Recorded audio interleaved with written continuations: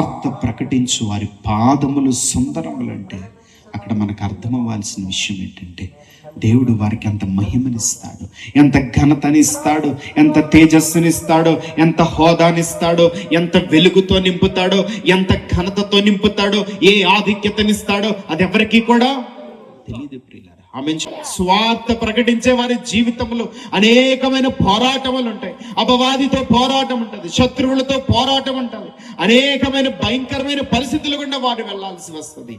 అయినా నాగటి మీద చేపెట్టి వెనుకకు తిరిగివాడు నాకు పాత్రుడు కాదని యేసుప్రభువు చెప్పారు.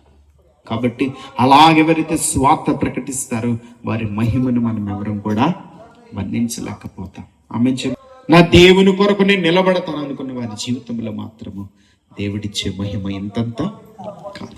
ఆమె ప్రకటించకపోతే మనకేంటంటే, మరి ఇక్కడ దేవుని ఏముందంటే, కొత్త కార్యాలు మన జీవితాల్లో, మన కుటుంబంలో మనం వెళ్ళే చోట, ప్రతి చోట దేవుడు అద్భుత కార్యాలు చేస్తాడు స్వార్థ ప్రకటించే వారి జీవితాల్లో. రెండవదిగా, స్వార్థ ప్రకటించే వారు స్వరూపముతో ఆయన వారిని నింపుతాడు. మూడవ ఆశీర్వాదము, స్వార్థ ప్రకటించడం వల్ల మన జీవితంలో మనకి ఏమొస్తుందండి? సౌఖ్యం. నాలుగవ ఆశీర్వాదం, రక్షణ. ఆమె చెప్త ఎవరైతే పరిశుద్ధాత్మతో నింపబడతారో వారు మాత్రమే ఏం చేయగలుగుతారు? స్వార్థను ప్రకటించగలుగుతారు. పరిశుద్ధాత్మతో మనం నింపబడ్డం వల్ల మనకి ధైర్యం వస్తుంది. చెప్పండి హల్లెలూయా. ఏది ఎదురొచ్చినా, చావే ఎదురొచ్చినా, భయంకరమైన పరిస్థితులు మనకి ఎదురొచ్చినా మనము ఎవరి కొరకు సాక్షులుగా నిలబడాలి? ప్రభు కొరకు సాక్షులుగా నిలబడాలి. అప్పుడు మాత్రమే మనం ఎక్కడికి వెళ్తాం? పరలోకానికి వెళ్తాం. వెళ్తున్నప్పుడు ప్రభు చెప్పిన మాట ఏంటంటే, మిమ్మల్ని అనాథలుగా విడిచిపెట్టి ఇదిగో పరిశుద్ధాత్మను మీ వద్దకు పంపిస్తాం. పరిశుద్ధాత్మను పొందు వరకు మీరు ప్రకటనకు వెళ్ళొద్దు.